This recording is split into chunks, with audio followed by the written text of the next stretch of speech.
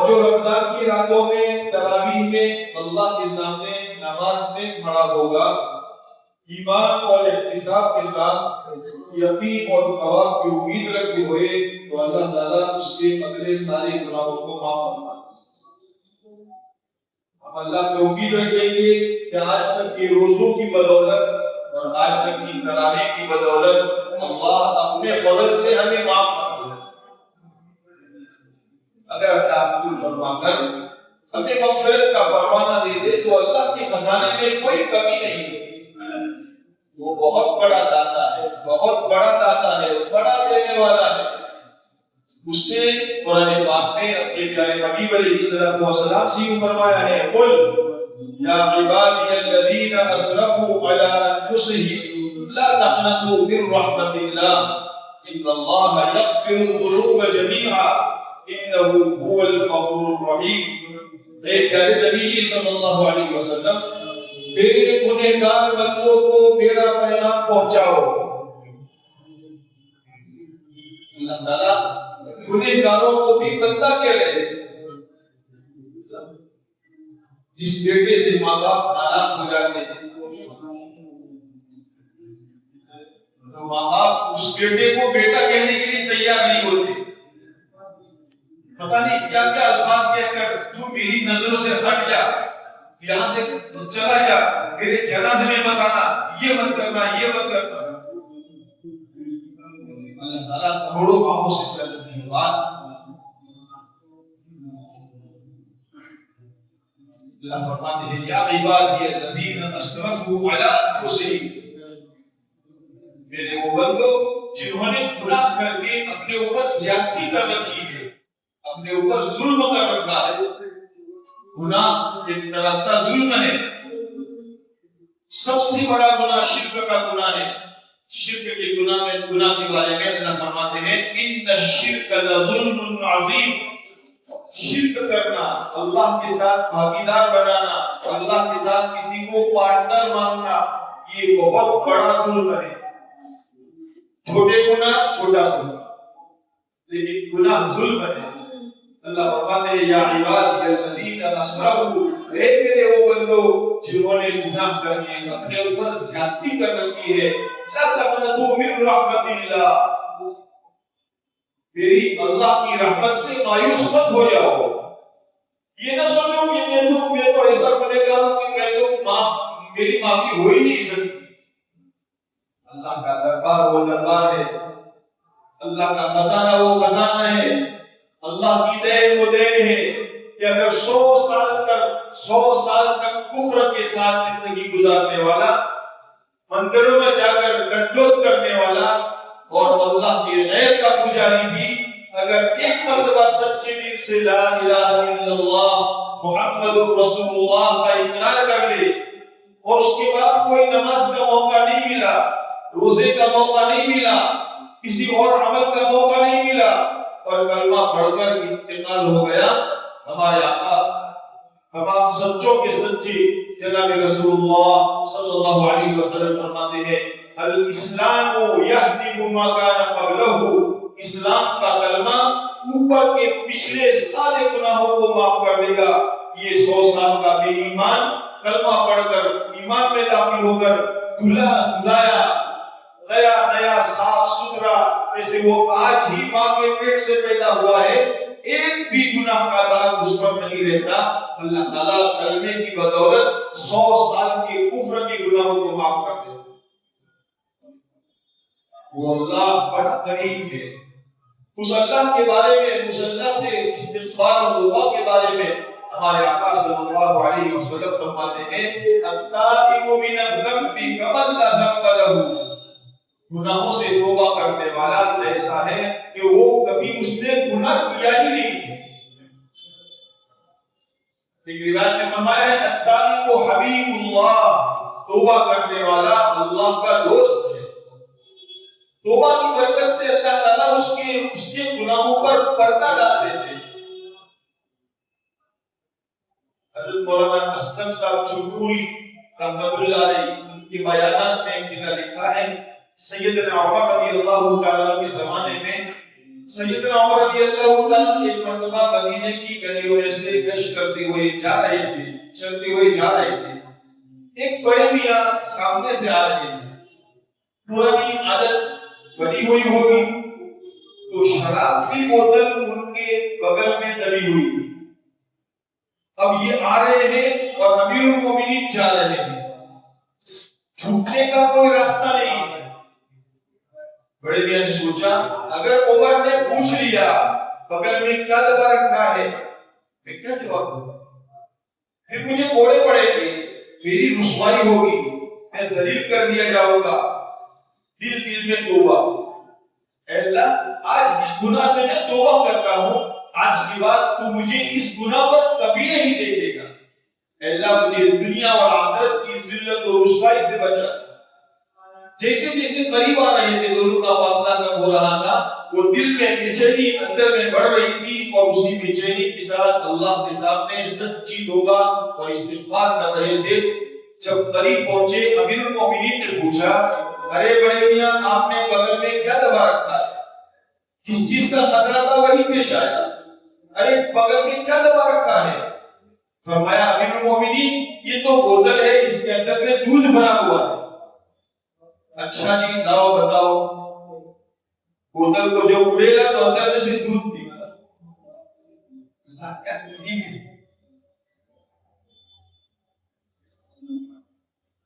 اللہ تعالیٰ ہم سب کی مغفرت فرمائے۔ رمضان کا مبارک مہینہ اللہ تعالیٰ نے اپنے بندوں کو نوازنے کے لیے دیا، قدم قدم پر اللہ تعالیٰ اپنے بندوں کو نوازنا چاہتے ہیں۔ میرے بندوں کوئی خیر کا کام کرو، کوئی نفل کام کرو، کوئی نفل صدقہ کرو۔ میں نے اس رمضان کے مہینے کو تمہاری کمائی کا سیزن بنایا ہے، اگر کوئی نفل کام بھی کرو گے، خیر کا کام کرو گے تو تمہارا یہ نفل کام، یہ خیر کا کام فرض کے ثواب کے برابر میں اس کا ثواب ادا کروں گا۔ اور اگر فرض ادا کرو گے، چاہے وہ نماز کا فرض ہو، چاہے زکات کا فریضہ ہو، ایک فرض ادا کرنے پر اللہ سے 13 فرضوں کا ثواب عطا فرمائے گا۔ اللہ نے نیکیوں کی بہار چلائی ہے، نیکیوں کا موسم دیا ہے۔ 11 مہینے کے انتظار کے بعد یہ رمضان کا مبارک مہینہ آیا، اور آ کر ایسے تیزی سے جانے لگا کہ اس رمضان کے تقریباً 22-23 روزے پورے ہو گئے۔ ایک ہفتہ باقی ہے، ایک ہفتہ۔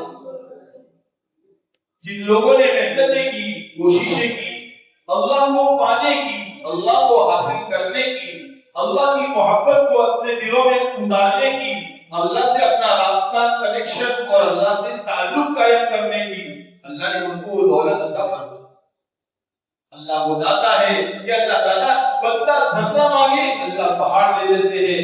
حدیث قدسی میں اللہ تعالیٰ فرماتے ہیں من تقرب الی شبرا تقربت الیہ ذراعا، جو میرا بندہ میری طرف مجھ سے تعلق قائم کرنے کے لیے، مجھ سے محبت قائم کرنے کے لیے، میرا بننے کے لیے ایک وید، ایک بارش پڑھتا ہے تو اللہ فرماتے ہیں میں بڑا غیرت مند، بڑا دینے والا، میں اپنے بندے کی طرف، میری بندے کی طرف میری رحمت ایک ہاتھ آگے بڑھتی ہے۔ اذا اتانی یمشی اتیتہ ہرولا، اللہ فرماتے ہیں اذا اتانی یمشی اتیتہ ہرولا، اگر میرا بندہ میری طرف چل کر آتا ہے تو اللہ فرماتے ہیں میری رحمت میرے بندے کی طرف دوڑ کر جاتی ہے۔ فکر دنیا کر کے دیکھا، فکر عقبہ کر کے دیکھ، فکر دنیا کر کے دیکھا، فکر عقبہ کر کے دیکھ، سب کو اپنا کر کے دیکھا، رب کو اپنا کر کے دیکھا۔ دنیا تو دھوکے کا گھر ہے، جس سے منہ لگایا اس نے دھوکا دیا۔ دنیا وفادار نہیں ہے، نہ بیوی نہ بچے، کوئی وفادار نہیں ہے۔ ہماری جب جدائی کا وقت آئے گا، موت کا وقت آئے گا، زیادہ سے زیادہ ٹوٹ کر محبت کرنے والی بیوی بھی ہمارا ساتھ چھوڑ دے گی، ہمارے بچے ہمارا ساتھ چھوڑ دیں گے، ہمارے بچے دنیا میں ہمارے بدن اور کپڑے پر مٹی کا ایک داغ برداشت نہیں کر پاتے، وہی ہمارے بچے ہم اپنے ہاتھوں سے قبر کے کھڑے میں اتار کر لب بھر بھر کر مٹھیاں بھر بھر کر مٹی اندر میں ڈالیں گے اور کہیں گے اب تم جانو اور دوبارہ کھاؤ. لیکن سب کو اپنا کر کے دیکھا, رب کو اپنا کر کے دیکھ کہ رب کتنا بڑا نوازنے والا ہے, کتنا بڑا نوازنے والا ہے. ہم اپنے رب کو اپنائیں تو صحیح, رب کی مرضیات پر چلے تو صحیح, پھر اللہ کیا دیتا ہے دیکھیں. اللہ کرے میرے دوستو اس سال کا رمضان ہمیں اللہ کے تعلق کو قائم کرنے کا اور اللہ کی محبت کو حاصل کرنے کا اور اللہ تعالیٰ سے اپنے مسائل کے حل کروانے کے پور کو حاصل کرنے کا ذریعہ بن جائے, ذریعہ بن جائے. آدمی کے پاس تھوڑا سا سونا ہوتا ہے تو آدمی سوچتا ہے اس 2, 5, 10 تولے سونے کے اندر میں میرے بہت سے مسائل چھپے ہوئے ہیں, میرے بچی کی شادی اس میں چھپی ہوئی ہے, میرے لڑکے کا ولیمہ اس میں چھپا ہوا ہے, میرا ٹوٹا ہوا گھر نیا بننا اس میں چھپا ہوا ہے. اللہ کرے میرے دوستو روزے کی بدولت ہماری زندگیوں کے اندر میں وہ تقوی کی بنیادی چیز ہماری زندگی میں حاصل ہو جائے. اس تقوی کے ذریعے سے اللہ تعالیٰ ہمارے سارے مسائل کو حل فرما دے. اگر ہم نے روزے کی بنیاد پر تقوی حاصل کر لیا تو اللہ تعالیٰ کا قرآن پاک میں فرمان ہے وَمَن يَتَّقِ اللَّهَ يَجْعَل لَّهُ مَخْرَجًا وَيَرْزُقْهُ مِنْ حَيْثُ لَا يَحْتَسِبُ. جو تقوی کو حاصل کر لے گا تو اللہ تعالیٰ اس کے لیے دنیا میں ہر تنگی میں راستہ نکالیں گے اور اللہ تعالیٰ ہر غم سے اس کو نجات دیں گے اور اللہ تعالیٰ ایسی جگہ سے اسے روزی عطا فرمائیں گے جہاں سے اس کا وہم و گمان بھی نہیں.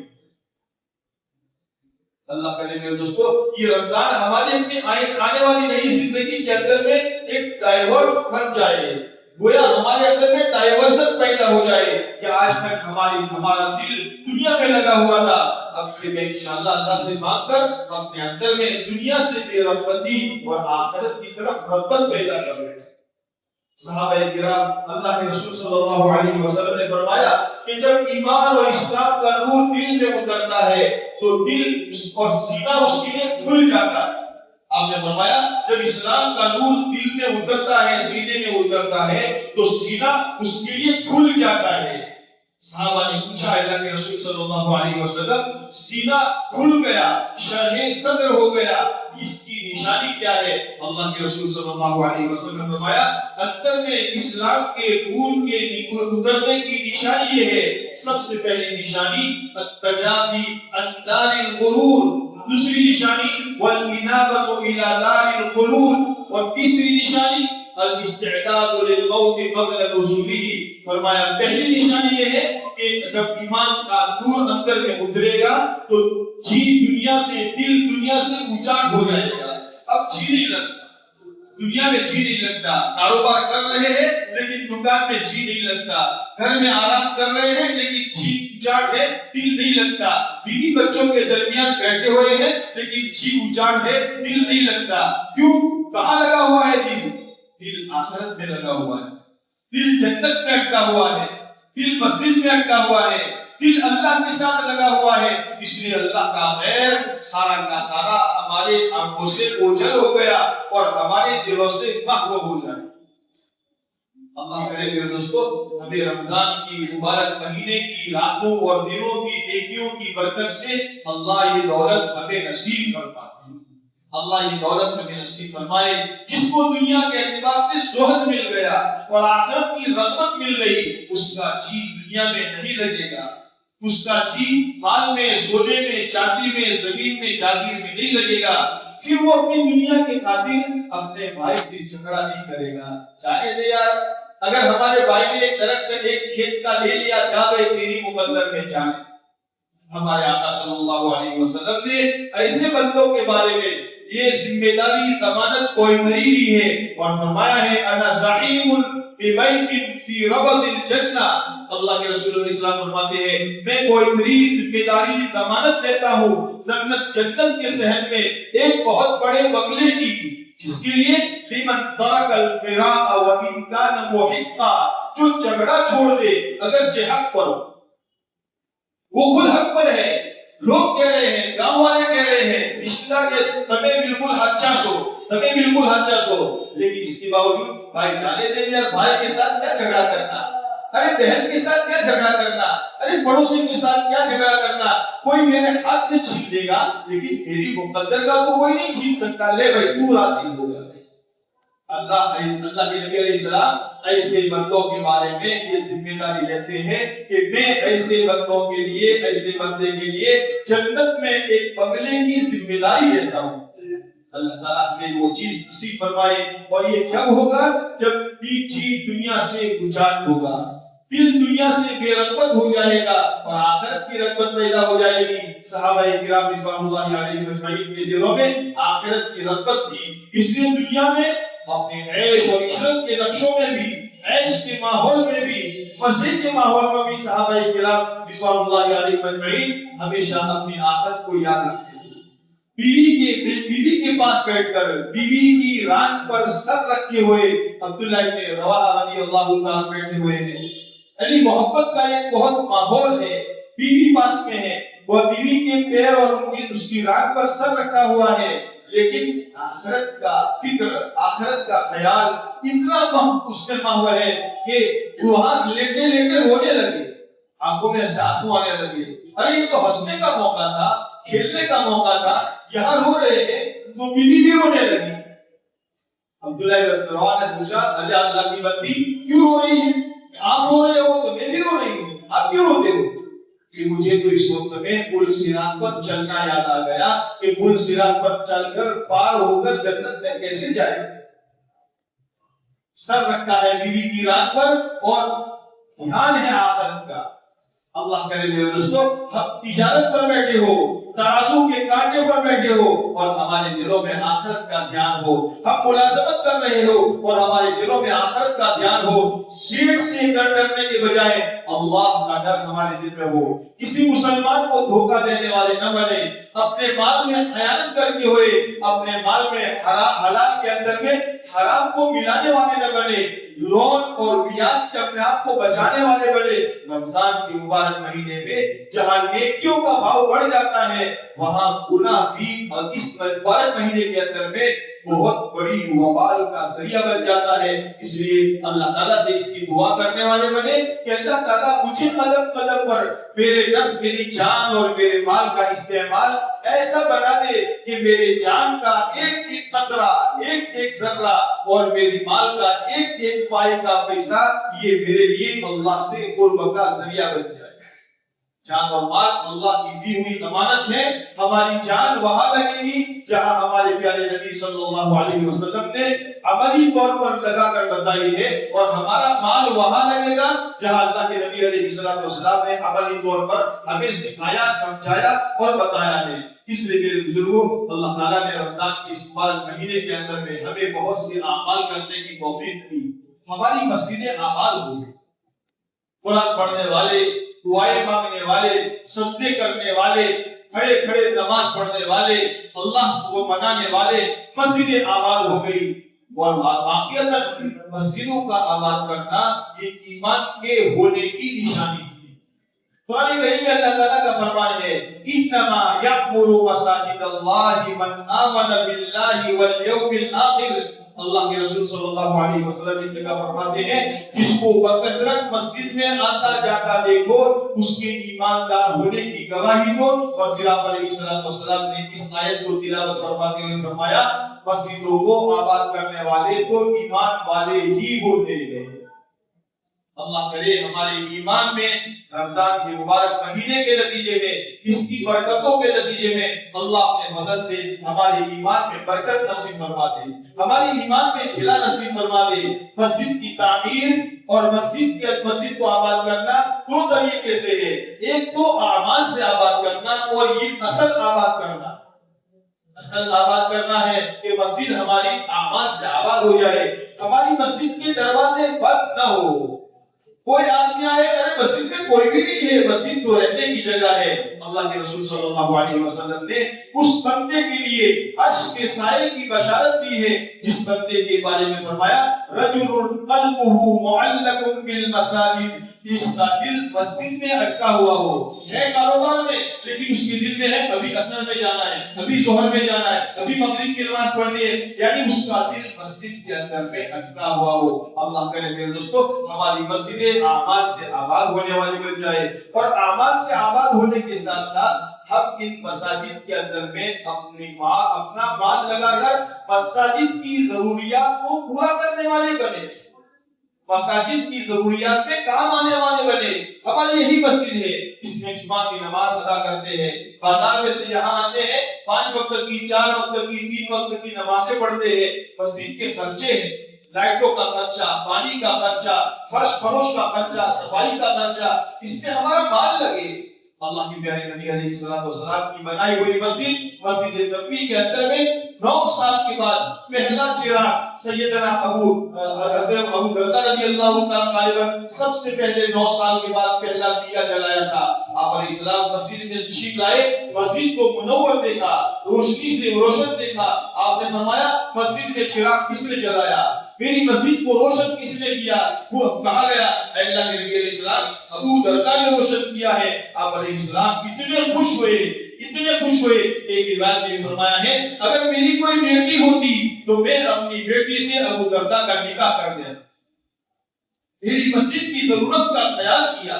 اللہ کرے کہ ہم اپنے مقام کی مسجدوں اور ہماری اس مسجدوں، عارضی مساجد اور دائمی مساجد کے اندر میں ہم اس کے خرچ میں کھڑے رہنے والے بنے۔ ارے رمضان کے مبارک مہینے میں ہم نے 10 روپیے، 50 روپیے، 100 روپیے اللہ نے حیثیت دی ہے، 500 روپیے خیر کے کام میں دیے تو یہ خیر کا کام ہمارے لیے فرض کے برابر ثواب رکھے گا، اور اللہ تعالیٰ اس کو دوگنا بنا کر اضعاف کر ہمارے لیے آخرت کی سو نجات کا ذریعہ بنائیں گے۔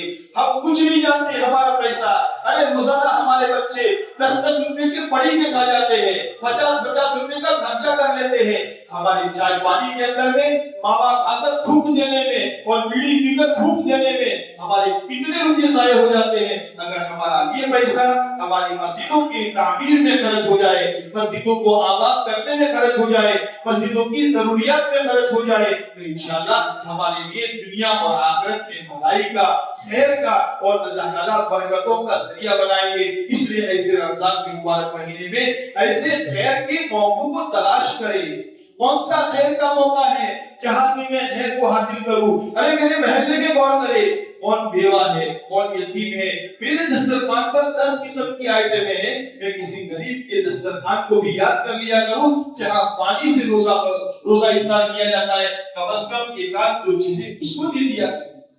اللہ کرے میرے دوستو، یہ رمضان ہمدردی کا مہینہ، ہمارے اندر میں خیر خواہی۔ اللہ کے رسول صلی اللہ علیہ وسلم رمضان سے پہلے شعبان کے اندر میں صحابہ کو بیان کے ذریعے سے خطاب فرماتے تھے، اور اس خطاب میں یہ فرماتے تھے اظلکم شہر عظیم، تمہارے اوپر ایک بہت بڑا عظمت والا مہینہ سایہ فگن ہو رہا ہے۔ اس روایت میں اللہ کے نبی علیہ السلام فرماتے ہیں یہ مہینہ ہمدردی اور غمخواری کا مہینہ ہے، ہمدردی اور غمخواری کا مہینہ ہے۔ اس مہینے میں جہاں ہم تراویح کا، ہم روزے کا اہتمام کرتے ہیں، اس مہینے میں خرچ کا اہتمام کریں۔